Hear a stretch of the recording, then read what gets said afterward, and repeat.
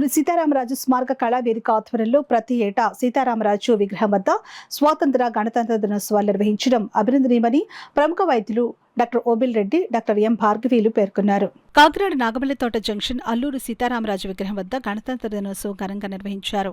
కార్యక్రమానికి అల్లూరి సీతారామరాజు స్మారక కళావేదిక కార్యదర్శి పంపణ దయానందబాబు స్వాగతం పలికారు.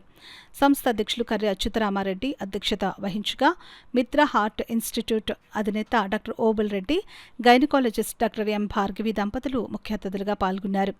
కార్యక్రమంలో భాగంగా తొలుత విద్యార్థులు వందే మాతర గీతం ఆలపించారు. ముఖ్య అతిథి డాక్టర్ ఓబిల్ రెడ్డి జాతీయ జెండాను ఎగురవేసి సెల్యూట్ చేశారు. అనంతరం డాక్టర్ ఓబిల్ రెడ్డి, డాక్టర్ భార్గవి దంపతులు, కర్రి అచ్యుతరామారెడ్డి, మూర్తి, ఇతర సభ్యులు సీతారామరాజు విగ్రహానికి పుష్పాంజలిని ఘటించి నివాళులర్పించారు.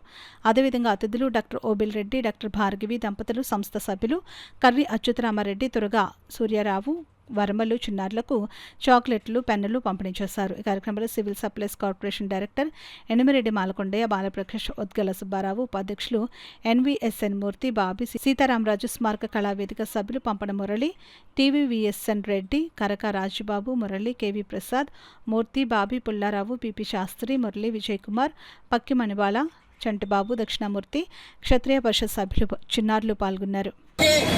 రాబోయే తరాల్లో ఈ సెంటర్లో ఉన్న ఈ సీతారామరాజు ఎవరు అన్న ప్రశ్న ఇప్పుడు చాలా మందికి ఈ విగ్రహం ఎవరో కూడా తెలియనటువంటి పరిస్థితి పిల్లలు ఉన్నారు.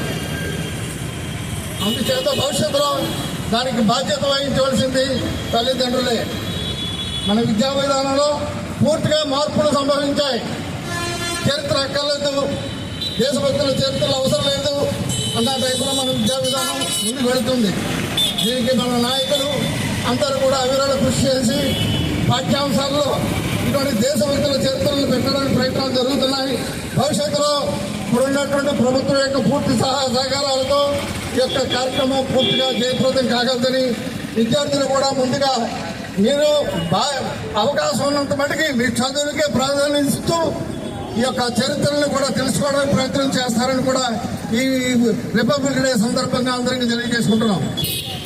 అలాగే రెడ్డి అసోసియేషన్ కాకినాడ వారి సభ్యులకు, అలాగే బాలబాలికలకు, ఇక్కడికి ఇచ్చేసినటువంటి ఇతర పెద్దలకు అందరికీ కూడా 77వ గణతంత్ర దినోత్సవ శుభాకాంక్షలు తెలియజేసుకుంటున్నాను. ఇక్కడికి ఇచ్చేసినటువంటి జెండా వందనం చేయడానికి పిలిచిన వెంటనే ఇచ్చేసినటువంటి ఓబుల్ రెడ్డి గారికి, వారు మిసెస్ డాక్టర్ భార్గవ్ గారికి అందరికీ కూడా నా హృదయపూర్వక ధన్యవాదాలు తెలియజేసుకుంటూ స్వతంత్రం గురించి పోరాడిన పెద్దలు, అలాగే ఈ స్వతంత్రం గురించి ప్రాణాలు అర్పించిన మహానాయకులు, వీళ్ళందరినీ కూడా ఈ యొక్క రాబోయే తరాలకి గుర్తుండేలాగా మన దయానందబాబు గారు చెప్పినట్టు తల్లిదండ్రులందరూ కూడా పిల్లలకి అన్నీ నేర్పించాలని, అలాగే స్కూల్ స్టేజ్లో కూడా కొంత వాళ్ళకి తెలియజేసేలాగా దాన్ని పాఠ్యపుస్తకాల్లో అంటే ప్రతి ఒక్కరు మనకు పిల్లర్స్ స్ట్రాంగ్గా ఉంటేనే మనకు బిల్డింగ్ స్ట్రెంత్ ఉంటుంది. అలానే రాజ్యాంగంలో విలువలు కరెక్ట్గా ఉంటేనే ఆ దేశం అనేది అది ముందుకెళ్తుంది. మన లాంటి దేశం భారతదేశంలో ప్రపంచంలో అత్యధిక జనాభా కలిగిన దేశం.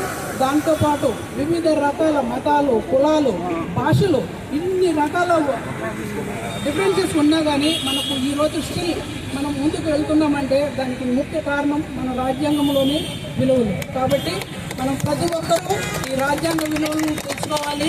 మనకు ఓన్లీ డాక్టర్, ఇంజనీర్ ఇలానే కాకుండా చరిత్ర అనేది చాలా ఇంపార్టెంట్.